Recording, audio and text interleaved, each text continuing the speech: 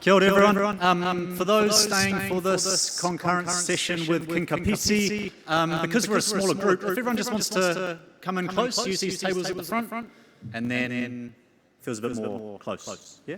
Connected. Kapai.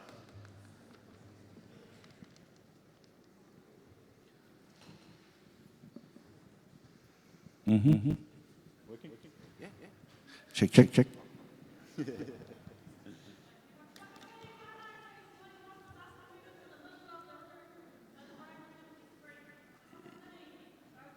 Kia ora, Trina.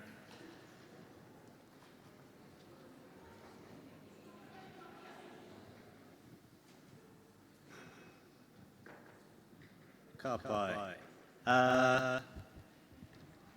Kia ora koutou. Talofa lava, a pioneer of hip-hop in Aotearoa.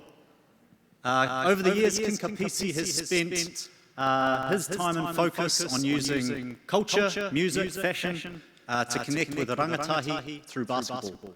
I've actually seen the King perform live, and there's no one that can energise a room quite like this guy. Whawhetai, tele lava, please welcome King Kapis. Talofa lava, everyone. You guys are good? So, whānau, this is my first time I've ever presented before. I've never presented before. I'm very, very familiar with the microphone, and this thing is a clicker. I've seen people use it, but I've never seen one. This is the second time I've held it in my hand. So just in case you're like, that guy's not very onto it. I've never presented before, and I've never had a clicker before.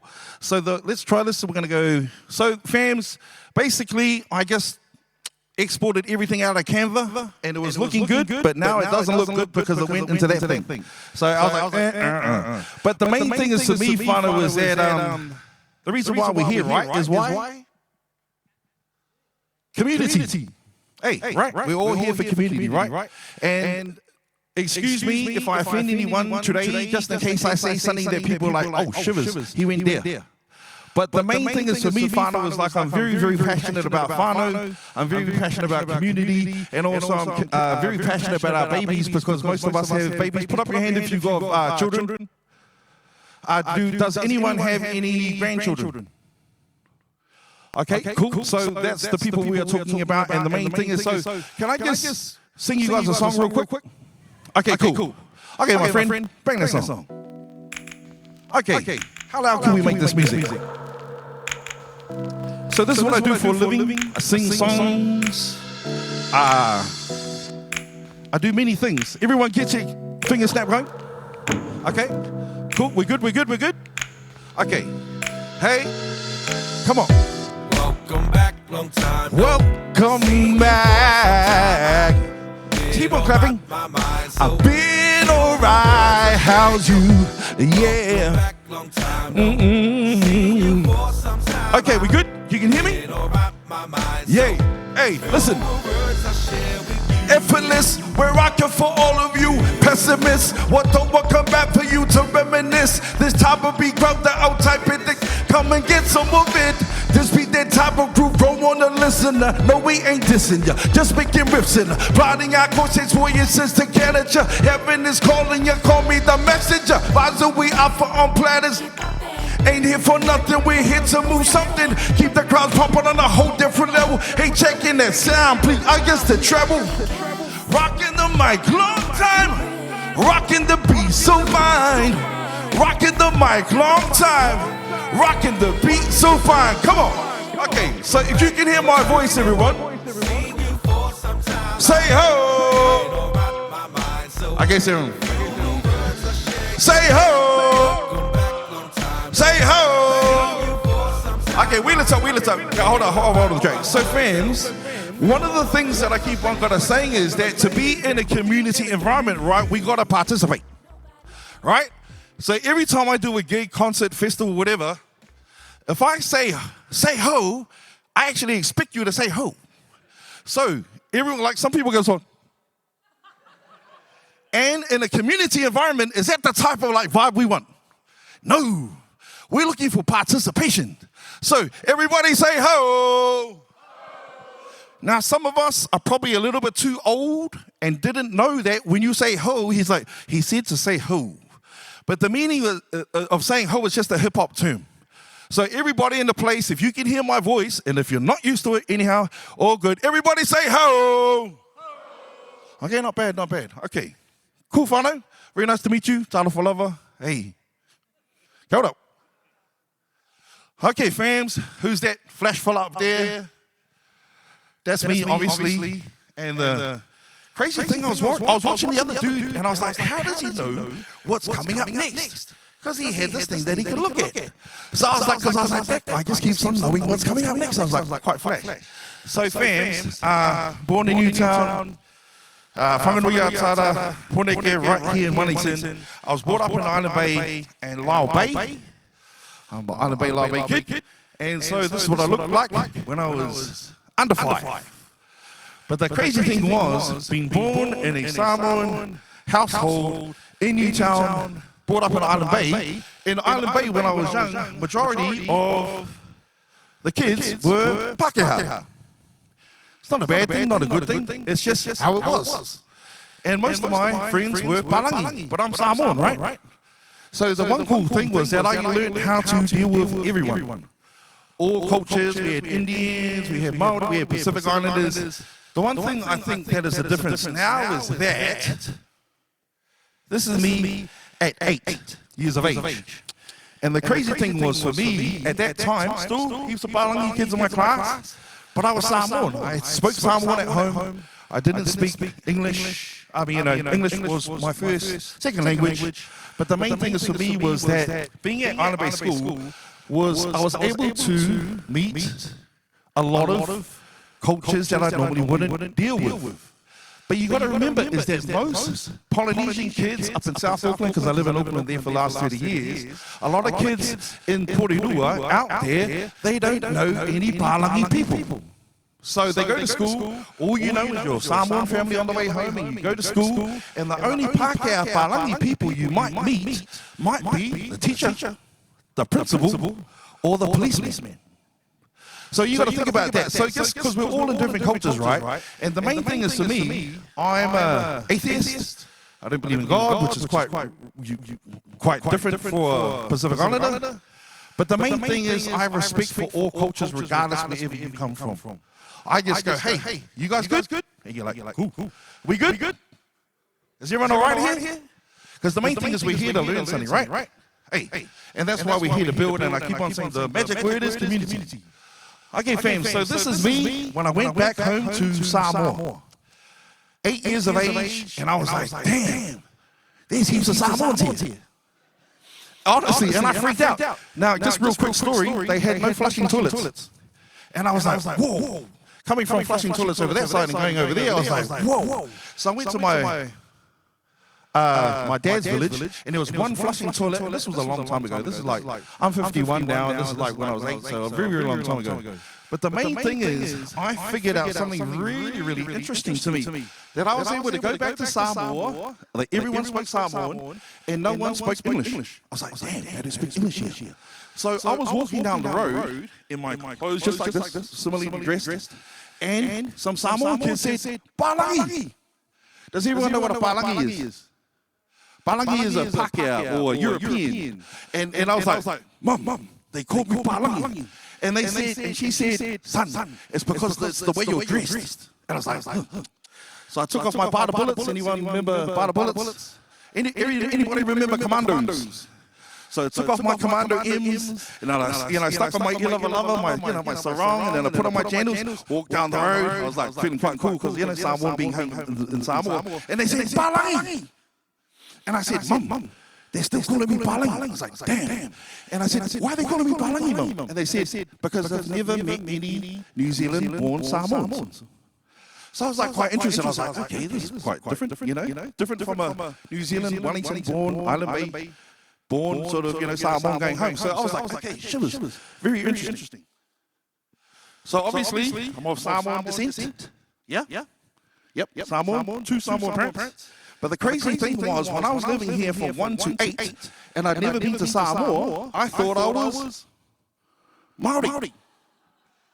Because my second name is Rangi, and I thought, well, if I go to school and we learn Māori songs, well, then we must be Māori, right? Because Samoa, Tonga, Rarotonga, Ireland, Germany, to any of your kids or your grandkids, it's just a word until you go there. So I freaked out to myself. I was like, damn, okay, cool. I'm not Māori because I can go home to Samoa. Right?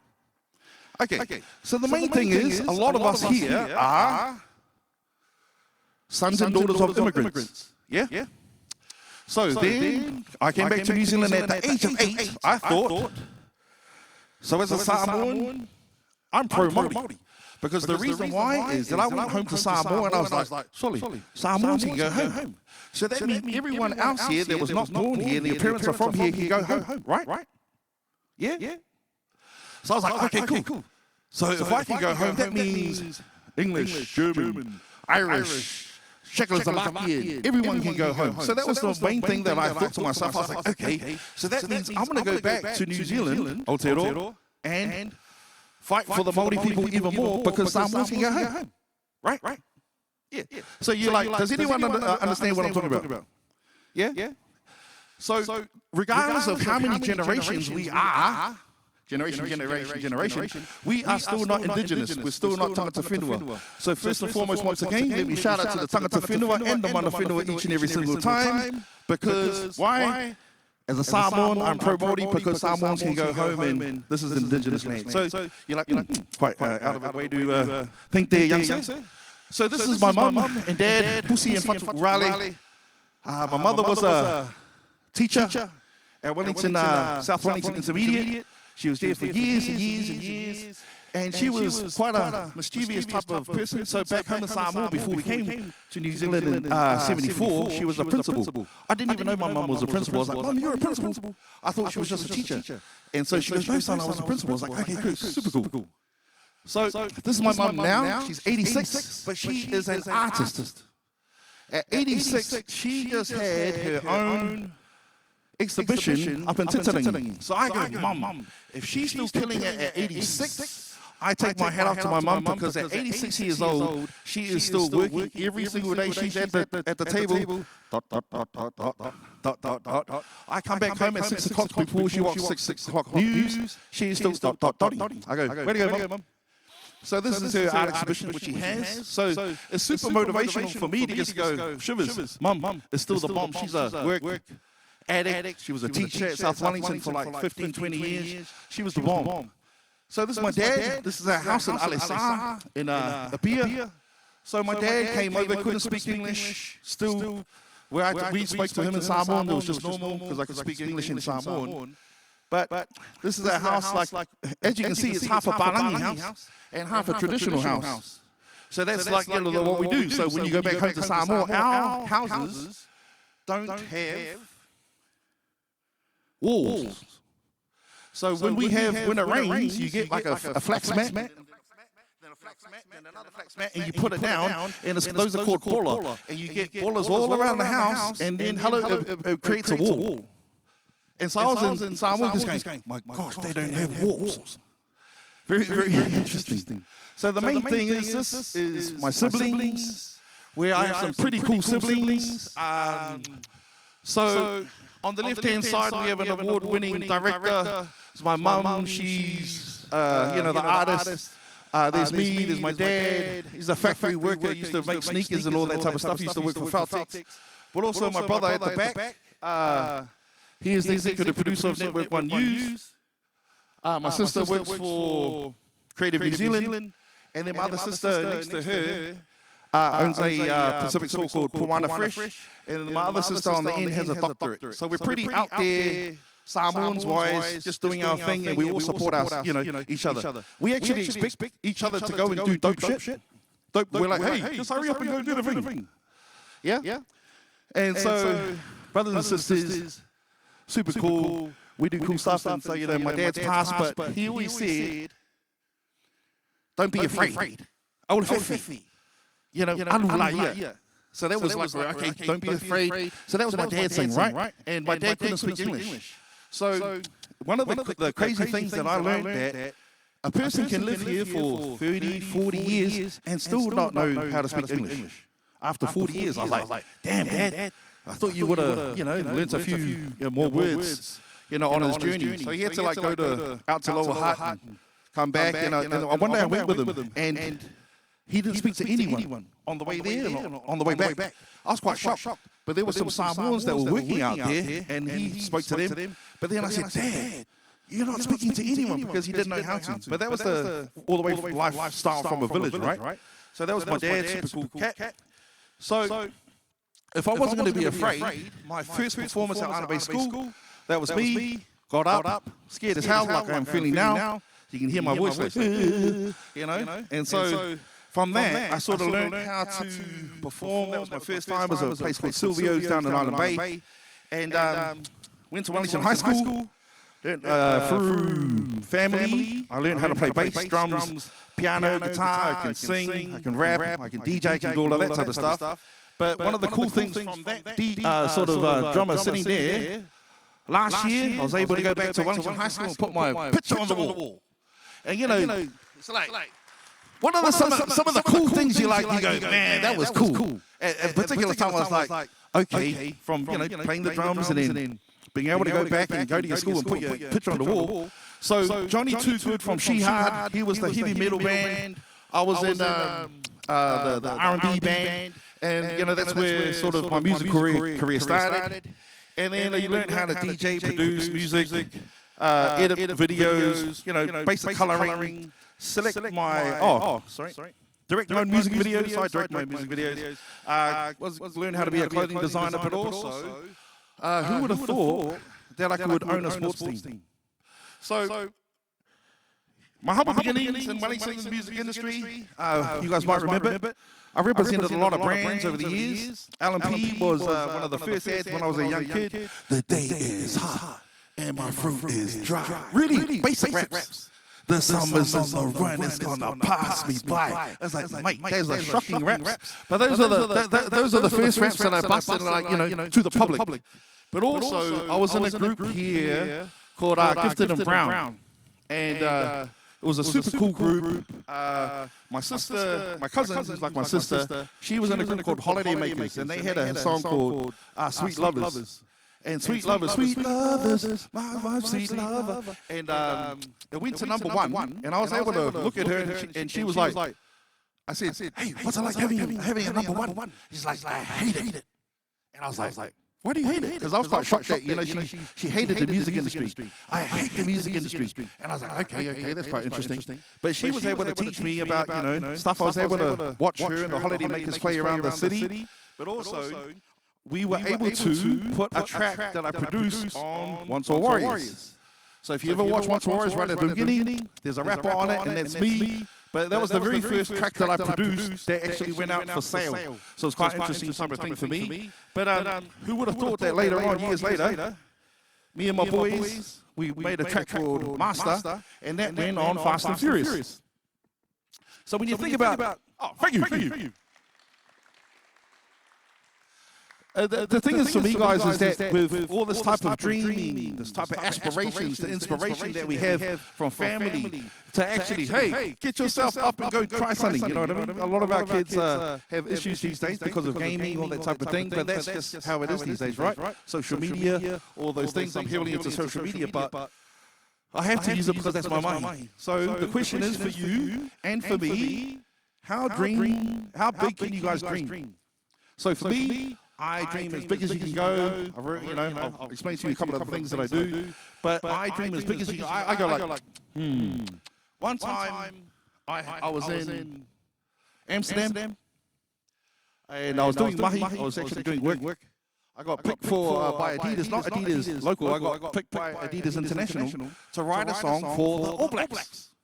And so I sent them all these tracks. I did the traditional Māori, sounds with the taonga pūra, and sent that off. And nah, they didn't like that. I did a rock version. And then I did all these types of music, and they didn't like any of it. I was like, shit.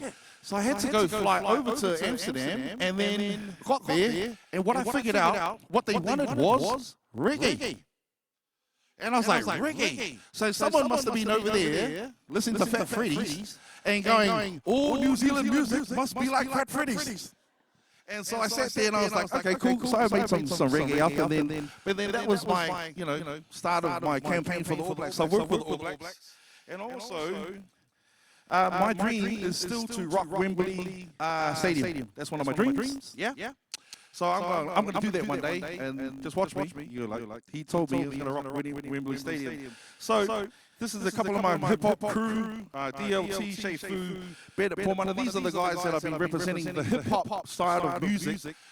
Some of them are from Wellington, Shay's from Auckland. But the main thing as a hip-hop rapper do, when I was 8 years old back in Anime school, I started spinning on my back when breakdancing first came into New Zealand. So I was like, I was ripping hard. I was like, I was trying to like do all the back spins and all of that thing. But that's when I got introduced to hip-hop. So through, experience with these boys, being able to rock festivals worldwide. The biggest festival size I think I've rocked is like 60,000 people at once. So imagine 60,000 people, you just there with your microphone, you better do something good. So that's what my mahi is. I'm a MC rocker, I'm a DJ, I produce, I do all of that type of stuff, but it is also, music. And so one of the other things is that I never thought that I would be doing is collaborating with mayors. Who would have thought that this fall from Island Bay School will be collaborating with mayors? So I'm working with Mayor Brown on the right-hand side, helping him with his mayoral campaign up in Auckland. In the middle is Tanya Tapsel. I'm working with her to bring some games to Rotorua. But also, that is Mayor Brown, Lynn Brown, right on the left. When I started my community work, he was there right at the beginning, supporting our stuff. So also, who would have thought that a young dude from Island Bay would be doing gigs and meetings at the Beehive? So, through my mahi now, shout out to Roger Fox. Rest in peace. That guy was one of the coolest, oldest Balangi dudes that I know. He was like 70, but he used to go, I know you Samoans. I was like, what do you mean? He was married to a Samoan for 10 years. And I was like, Kalofai. Bro, congratulations, you made it. And so, super cool cat. But the main thing is, for me, when I did a gig at the Beehive, I was like, oh my gosh, this is like Hogwarts. And I was like, this is like this, Gryffindor gets 10 points. I was waiting for someone to walk over that. But just for me, being a kid that grew up down the road, I was like, oh my gosh, this is crazy that the decisions of our country, for our community, and for our kids, all the decisions get made there. So fams, meeting my heroes, Brian Williams, when I was a kid, he was like a little bit. So I used to be a ball boy at Athletic Park. So, all the All Blacks play. Stu Wilson, rest in peace to that brother. Bernie, Fraser, all these guys would be playing, and I was the ball boy running around. But also, my brother, assisting my also Kavika, the BBM Butter Bean Motivation logo, I designed that like 10 years ago. And for me, it's just assist. How much can we assist? How much can we help our people? But also, share love and all that type of good stuff, right? So fans, with your guys' jobs descriptions, you guys are all on board, you guys are CEOs of your company. So my question is, can you light the world with your mahi? Can you dream that your decisions that you make every single day, not just part-time, Saturday and Sunday, it's all good, don't worry about it, but if your job is and you get paid from Monday to Friday, you better be doing that shit, because you know why? The community are all waiting for you. But also, the kids and the rangatahi are all waiting for you guys to hurry up and make decisions and actually give them something to do, right? Yeah? So, I thought to myself, what I was going to talk about, fams, is that I've dealt with a lot of organizations around the country, no diss to anyone, but the main thing is, for me, I've met some people. Their job description is community. I was like, okay, cool, great. Hey. And then I have a chat to them, and you know what? They don't like the community. And I was like, shit, in your job description it says community, because I thought that you got your job is community something, that actually give a damn about the community. And also, I was like, shivers, this person doesn't like the community. And then other times I've spoken to other people in organizations, they're like, we don't like kids. I'm like, but you work for a sport organization. You know, so one of the questions I have is, fams, is that in your organization, is there anyone that is letting down the community? And that's the question I'm asking. So, if there is someone that's letting down the community on behalf of the community and all the kids, should they be in that job? Should they be in that role? Honest question. So you can say, yeah. But that's an honest question, because if we're in it just for a pay packet, I understand that. But this particular jobs, all of these jobs and these roles actually pertain to the community. So the main thing is that if you are in a job that you don't like, get out. Go get another job that you like. Because there might be another person that's really good at your job and might really like their job. Yeah? Because if you don't like that job, get another job, because you guys can go and get another job. But that's the main thing, and this is the job I love. So I've learned how to rock crowds, I've learned how to engage people, and just rock it, you know what I mean? My whole buzz is, everybody say ho! Not bad, I like it. So fans, in a year 2001, I ended up becoming the songwriter of the year for this country. So with a song called Thank You. I had quite a out of it political song called Reverse Resistance. It was cool. Had orchestral instruments through that type of stuff. But the main thing I was thinking, that when they were picking the song of whose song was better, I listened to my track the other day. They must have gone, this guy's out there. But also, I can speak lyrically, but also I can also speak in the language of melodically.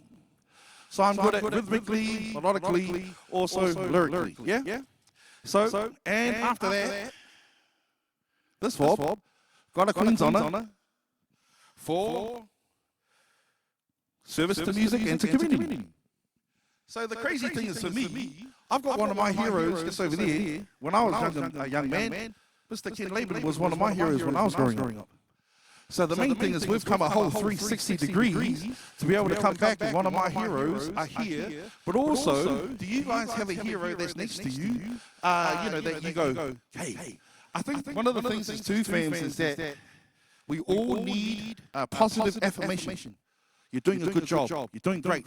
But if you're doing not a good job, tell that person, hey, that was a bit half pie. We don't want half pie here, because the community doesn't want half pie, right? We just want good. We just want incredible. We just want dope. Not dope in the drug type of sense, but dope, but in the it's a good type of thing. But the main thing is, for me, Philo, is that I'm still active. I get out there. Just did a gig, nationwide tour with Super Groove. It was amazing. Anyone turn up to that gig, to the Super Groove tour? Okay, so great. So we have some people that were there. I'm telling you guys that weren't there, it was bloody incredible. Troy Kingy, Ruby Doo, myself, Super Groove was incredible. It was off the hook, it was off the chains, it was great. So that's my brother Shay Fu, and it's fans. If you watch this, watch my crowd control.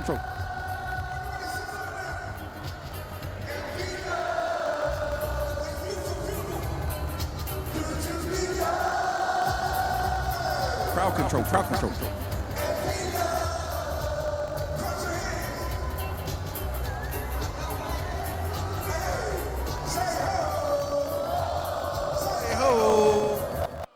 Okay, cool. So fams, when you go, King Caps, Bill O'Reilly, what are you good at? I'm good at crowd control, but also I'm good at rocking your crowd. Yeah? Say ho! I want you to go home and just give it a go to your kids tonight. Hey, say ho! But on another thing, you can say, what's something that we can say to our kids? Hey, when I say this word, that actually means go have a shower. You know what I mean? What's some word that we can come up with? Say ho! Oh, Mom's telling me to go have a shower. You know, something like that. I was just trying to think of something different. But the main thing is too. Can we turn this track up too, Bella? Yeah, we on the fire. I see you. Turn it up. Oh yeah, now my rhymes, listen y'all. Like loop shrapnel, my style so heavy. That way spin car axle. My prerequisite is bombs, imminent strikes like soon in the theater. You with rhyme elements. We impossible for you to step to. My style dirty like wax, and you about to get an airfall. I'm so sick of your drug talk, sick of your gun talk. And I ain't from New York. Use my hands when I ain't poor. I'm from the oak plantations, I'm all to be precise. Born in those till all the mics slowly bites, but this is sport to me. Call me Sport Billy. So many styles, I'm from styles, I make this sound silly. I got the real feeling, this unique sound appealing. Got you jumping like an African, like to the ceiling. Catch me with my skin like the gods gone crazy. Riding my elephant back, hunting for my baby. One. Yep, we good? So, went to Thailand to shoot that music video. Not bad, it was pretty cool. Riding an elephant is very different. Then we walked some tigers as well. And randomly, tigers, when they pee far. And you can't stand behind the tiger. It was quite interesting because everyone had to watch out for the tiger. Because so being able to, as a young Samoan boy, jumping on an elephant, because I kept on going, poor elephant, because I'm quite heavy. I was like, poor elephant. I was like, thank you, I appreciate you. But then the tiger was, you know, it's just different things that we can aspire to, right? And so fans, where I started sports-wise was, here's my sports stuff. Island Bay. Started sprinting. I was used to set cricket. I've always been used to set cricket. And then I started sprinting at South Wellington Intermediate. Then what I did was I went to Wellington High. And so represented for sprinting, shot put, high jump, all that type of stuff. And then I went to Rongotai College, and then, you know, we're in the McKinney Shield, started skating and surfing. Skating and surfing is not normal for Polynesian brown people when I was young. So I'm a Lao Bay boy, so I jumped into the sea. Dope, I still snowboard and skate now. But also I played rugby league for Eastern Suburbs. Shout out to Renwick and shout out to all the Poweting for 2 years. So I used to play for Poweting as well. Shout out to what was your club? Wainui. Shout out to Wainui. When I was a kid, I used to watch these guys play rugby league. And so finally, I needed to play basketball for Samoa one time when I went home for a holiday. I got picked for the team. I was just playing and they was like, come and play for Samoa. I was like, damn it. I'm in New Zealand. So fams, those are all the sort of things I started to do. Played table tennis. But also, where am I sports-wise now? So I have a charitable trust. I'm the founder. We do some pretty cool stuff.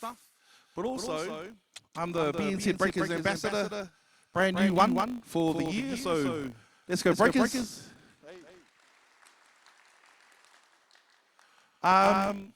Also, I'm the pure two-door ambassador on the snowboarding side. So obviously, I've done quite a lot, guys, sports-wise. This guy. I'm the MC for the Tauranga men's and women's fine basketball team. So I travel to Tauranga like 18 times a year, go down and do the basketball thing, because, you know, I play basketball. And also I'm a good MC and DJ. They normally need 2 people to do the job, but I can do it as one. And also I was the MC for the Tokomanawa Queens that was based out at Te Rauwhara Arena for about 2 or 3 seasons. I love the Queens. I love Wellington because I'm from here. And then the next thing that we're doing is this. It is Mana Pacifica. I'll let you guys read this.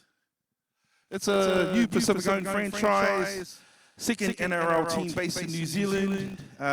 Eden Park is going to be our home. Spoken to Nick Sotner, we've locked that all in. We have games that have been already booked into the new Christchurch stadium. I'm talking to the mayors of different cities to be able to take games to Queenstown and those type of things. We've locked in Samoa, which is Toa Samoa, Matematonga Tonga, Rarotonga, Niue, Tokelau. Yeah? So they're going to be part of our bid. But also, it is going to be Pacific owned. So I'm one of the owners, so at least we can be a fully Pacific-owned franchise, which is great. We can run our own stuff.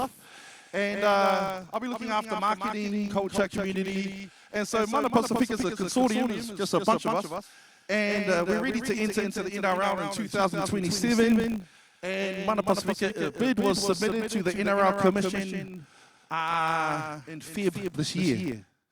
So you go, hey, you're part of rugby league. Sort of-ish. I'm a hooper, but I'm very passionate about our sports and actually stuff being transparent enough so our kids actually get looked after. We have a word called Kosi, and when you Kosi someone, you look after someone. So we're trying to be transparent as when the players come in at this age. When they leave, they'll know what's happening, and there's a potential that if our players do come play for our team, we'll be able to set them up with a house so they leave with a house, and they can, become financially literate. and all that good stuff. All that stuff that normally doesn't happen, right? Yeah, not bad. So I like it. So another thing that I did was I randomly started a brand called Overstay Clothing. And we were into fashion weeks. So my clothing was sold in Farmers for like 3 or 4 seasons. The reason why I started it because I couldn't fit any clothes. I'd go to Farmers and I was like, damn it, I can't fit any clothes. So I started making some extra stuff. Like I started XL. And there's a lot of other people that are a lot bigger than me. So I went from XL all the way from medium all the way to 5XL. So, you know, fashion shows. With my clothing label, it was sold on those TV shows, channels you watch, and they just try and sell you something, they sell you something. On the right-hand side is just me with one of my sort of shorts, T-shirts with tupper. The main thing is to me that I could be myself, but also we can see ourselves at a department store. Back 25 years ago, that was not normal. And I think I was the first Pacific-owned clothing company to go to Farmers. Yeah? Cool. So this is me looking angry, doing my rap thing, just wearing overstay clothing. Just like, you know, rap is a very serious business here. But after that, just some of the TV mahi that I've done is that I've done, you know, being a rapper, you end up jumping on TV. Being on the project, I was on the project quite a lot, just presenting for them. But also did stuff for Sky TV. Shout outs to the Project Whānau. But also for TVNZ, I did some stuff for the Olympics and basketball, and also me on Sky TV. So when you think about it, I was going through this stuff myself. I was like, shit, you've done a lot. Okay? So Radio Mahi, there's a radio station called Base FM, Rock Base FM for 3 years. I was the afternoon host. But also I've worked with Flavour. I was helping out Kempy and Izzy on there. When they wanted to talk about basketball, they wanted to talk about music, they gave me a ring, Caps. So I helped out Izzy and those guys just on the radio hand side. But sports teams and brands I've worked with. You're like this guy. So Warriors, obviously, work with the Warriors. If you didn't know, I did a halftime show.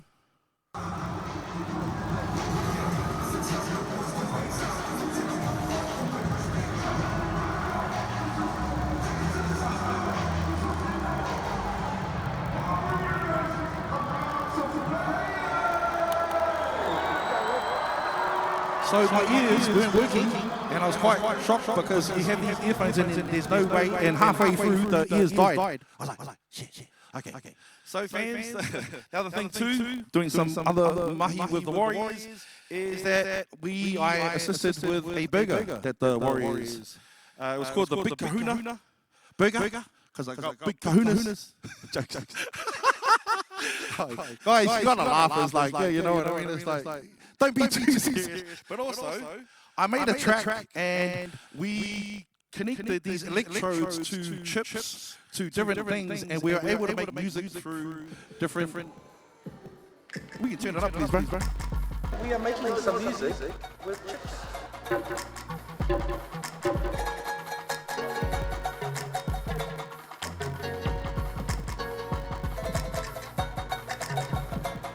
Imagine if you can make music with a chip and a tomato and a lettuce, piece of lettuce, all that type of good stuff. But the crazy thing for me was I was able to, you know, hang out with the wires, have a good laugh. Connie was hard case. Connie's a hard case tongue. Love that bloke. And these other fobs over here, they're super funny as well. But the main thing is make some noise for the wires. Okay, cool. So that's that type of stuff. So also work with the ARL in Auckland. Anyone from Auckland here? Okay, so I've done some mahi with these guys, and so wrote a track for these guys. Shot it. I direct. I edit.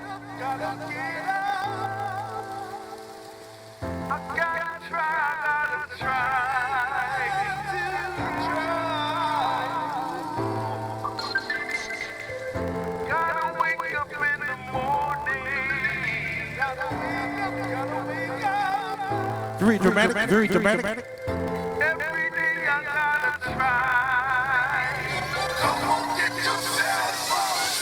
On and wake up in the morning. Body sore from last night's training. Dude run harder, tackle with intention. Made from the gaps and watch with interceptions. Best of all, we ain't able to lose. But if it happens in life, step back, check out the fuse line. Brush it off, my people's lips vibe again. Grateful to be alive, keep it positive. Keep it big, keep it cool every section. Give your all possible, put your best in. Enjoy your day, trip to cover your selection. This thing that you've been missing. Don't blame you up. Yeah, what do you guys think? Hey? Okay, fam, so did some work for the Auckland Rugby League, and then we also did some work for the FIFA's Women's World Cup, and this was...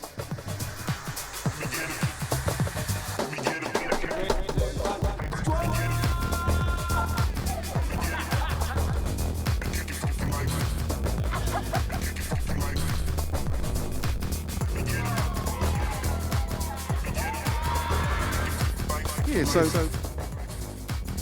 that type of stuff there. So the main thing is like probably who's worked with sports. Got to put up my hand. Put up your hand if you work with sports. And also I've got to add myself into there. So fam's like, how does it know the time wise? I don't know the time wise. Is there like a clock on here that goes 45 or are we close to the end? Oh, shivers. Okay, fam, so let's go even faster. So I've done some stuff with ANZ.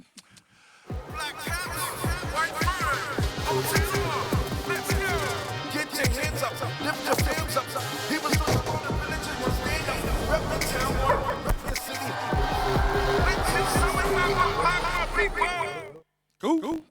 Cricket. So, you know, done the cricket thing. Shout out to the Black Caps and also the White Ferns. But also, if you've worked with banks, there's not many Polynesians that have worked with banks. So I can honestly say that I'm one of those dudes. I think PC decree that any small business that has been rocking for 10 years or more shall receive a letter of recognition from myself and MasterCard. We're going to go say, Okay, what that's up, cool. But also, fams, I was the NZ ski ambassador for like 6 years. So, if you think about that, I was representing Coronet Peak, Mount Hutt, and also I was representing the Remarkables. So I was, me and Paul, and can't remember the sister's name, super cool snowboarder. Does anyone know her name? Zoe, shout out to Zoe. She's nice, really nice lady kid too. And then also that's me, so when I DJ, when I rap, I DJ, I go down to Mount Hutt, I DJ up at Pure Tudor, every year. I make sure that I head down to Queenstown, get some snowboarding in. And rock the microphone like I'm trying to do for you guys tonight. But also, I was for the first evening sort of gigs or parties up at Coronet Peak, I was part of that. But then also brought the Hilltop Hoods to New Zealand. And then that's what our parties looked like. We had like 4,500 people up at Coronet Peak, which was super cool. And this is one of the music videos that I had. This is unreleased. We on the road again, better reload again. We're gonna shoot from the sky. And on the stage, my friend, who went the hooligan, who will become on this ride. So I directed and edited all these music videos. The band on the fire.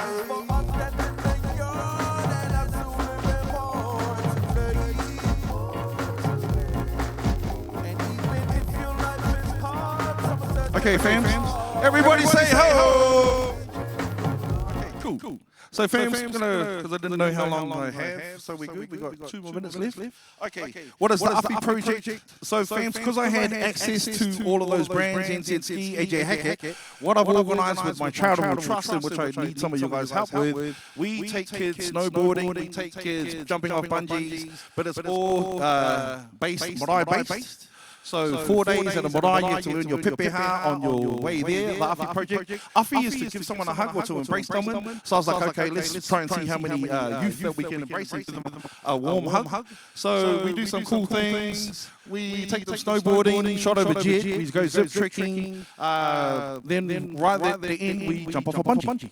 So that's the Uppy project in a nutshell, super quick. I need some help with that, fams. Super cool things. At the end of the day, when you go home, you can either learn how to dance, rock the microphone, have art, draw art. My bro draws for Marvel, so he's super cool. And then also you can learn how to take photos or learn how to program with Microsoft. Super quick. That's me just jumping off the first dude to jump off a bungee. in Auckland City. I was the first person to jump off that. So I was really scared. I was trying to be, super cool. So that's me 20 years ago, jumping off the bungee when I had hair. And so I think the one thing that I'm going to keep on going to, fans, let's get over that voiceover ad. So the voiceover stuff that I've done is that I've done every afternoon and evening that you've been listening to TVNZ. Together, they proudly bring you today's one new sport. That's me. It's like one new sport. Yeah? It's like, and also, this was, I made the music and I did the voiceover. Prep like a pro this Christmas with a massive 20 to 40% off everything at Rebel. Like 40% off all women's Puma and Under Armour clothing. Selected men's Asics and Puma print tees now $19. 40% off all adult walking shoes and hiking boots. And these wilderness tents are now half price. Plus free delivery for all online orders over $50. And Sunday, no one's got more Christmas gifts than Rebel Sport. Okay, cool. And the next one is... Doesn't matter, I made an ad for Pizza Hut. Yeah? Oh, good. So when I started my first community event, I got in 3 weeks, I got 2,500 people turning up, which was super cool. These are some of the elevated family park jams, which was the first community event I ever organized. I didn't know what the rules were. 2,500 people turned up, and the actual council were only expecting 100 people. I was like, well, that's a bit of a waste of time if only 100 people turn up, right? And so this is what the first event looked like.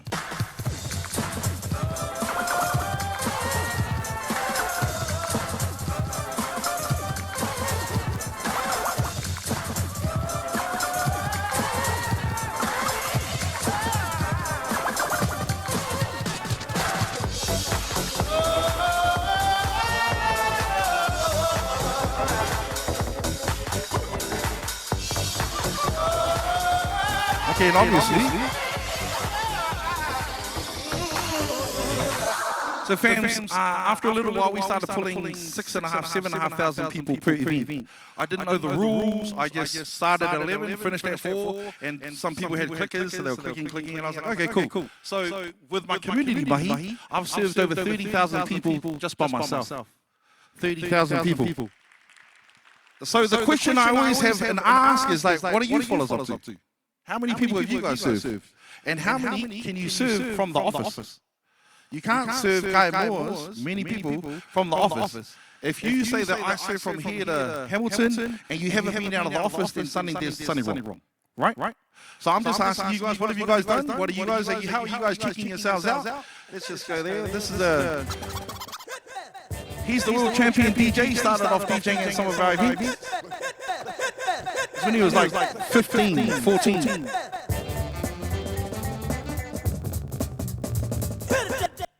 Cool. And then also, I'm going to fast forward these runs. So the fans, and then Hoops and Life began. So I held the first event out in Trust Arena. We had about 3,500 people. Super cool. Hoops and Life. This is, so fans, in a nutshell, this is what Hoops and, so Elevator Family Park Jam turned into this.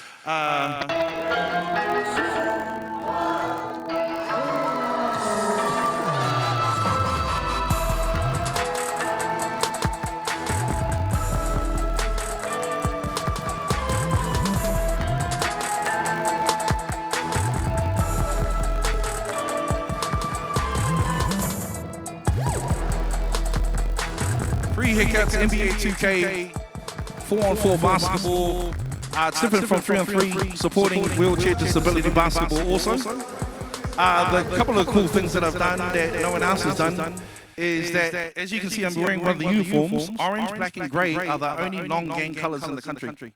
So what I did was like, okay, let's give our kids some clothes, but also, if we give them some clothes, can we sell it to them real cheap? So 6 uniforms, what I'm going to plan to do at my events is give them 6 uniforms away for $150. And you guys know how much uniforms cost, right? And so for 6 uniforms, $23 per uniform is actually, you go, well, our babies should be able to afford that, right? Hopefully. So that's why I'm giving them away at that particular price. This is our event in Christchurch, super cool. Who do we serve? We serve a lot of people. But also, the main thing is this picture here. I took Hoops and Life to Hastings to there's a space called Flaxmere, and the super cool thing was that I had, because I'm about inclusivity and people being inclusive, we had dads that were in gangs, and I didn't know one was called Poto, they were called Red, and one was called Dog, or something like that, but I didn't actually understand that. What was cool for me was that intergenerational gang families could actually play basketball together for me. I was like, whoa, check that out, that was super dope. Another thing that I did that was pretty cool, I was sitting next to this lady at Drexel's in Christchurch, and I said, how am I going to be able to be inclusive if I've only got sausages from the Mad Butcher, and Muslim people don't eat meat? So I said to this Muslim lady sitting next to me, I said, hey sis, how do I get you guys to come to our event? And she was like, oh, wow. So I said, if I give you some money, can you go and buy some food? And I went and saw her later that night, gave her like $450, and 3 days later they turned up, and basically because we had covered, to be totally inclusive to the women, female Muslims, we covered a basketball court up with a material, and we got women from the Powerplay basketball team to be able to teach them, because culturally they can't be seen playing. So for me, being able to do that for a Muslim community down in Christchurch was super cool. But there was like 50 Muslim women and girls running around playing basketball. Super dope. Yeah. Do you like that? Oh yeah. But fams, the thing is for me, right? Why are we just used to doing the same stuff, same? If it's not working, pivot.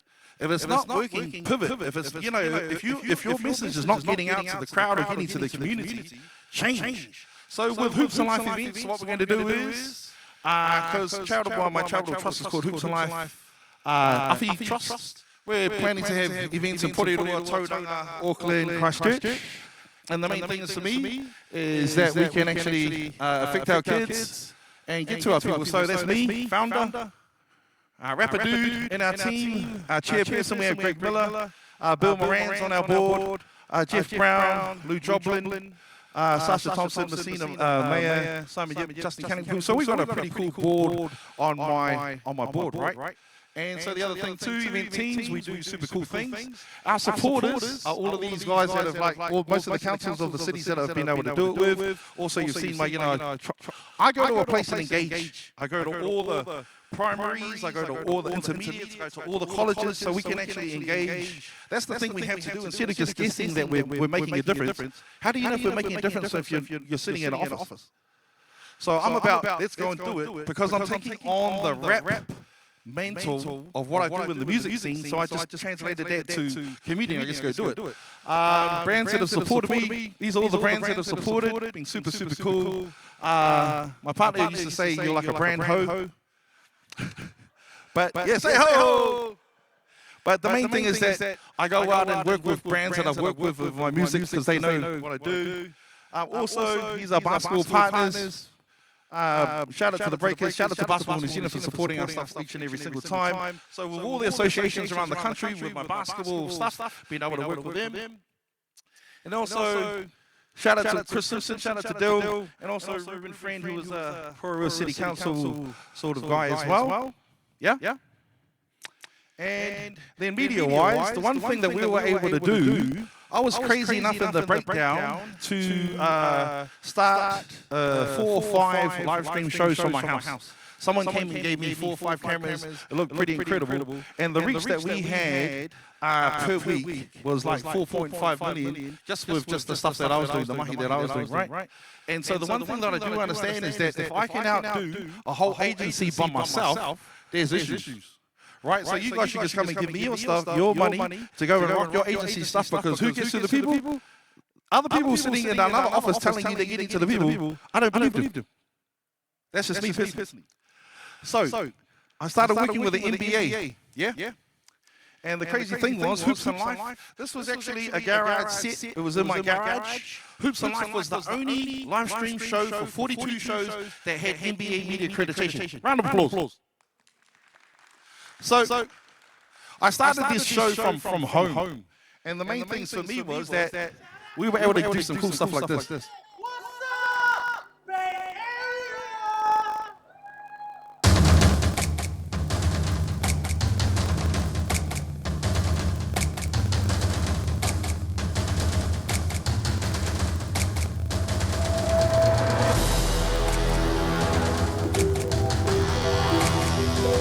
is our team in over stateside. All shot on our own cameras, edited. We had access all the way to the players until the ball was, you know, thrown up.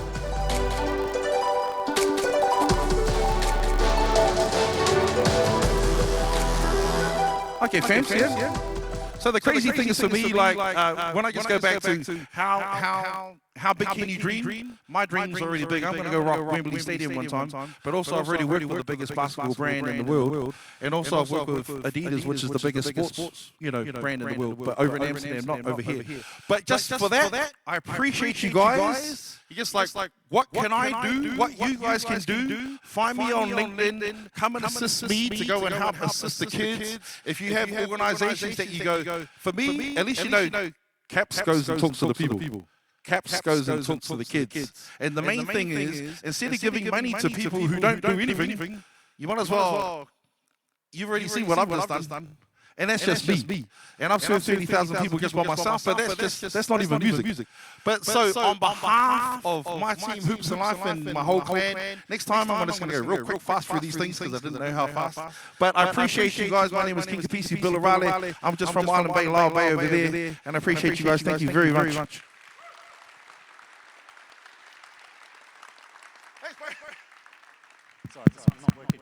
Kia ora, King Kapis. So yeah, quick move out. I just want to say on reflection for this, the challenge to the room, you know, for the people that are working in community, need to care because the community that they're serving deserve it, yeah? So ka pai from me, talofa lava, everyone grab a cup of tea on your way out and try and move to the next concurrent session as quickly as possible. Ka pai.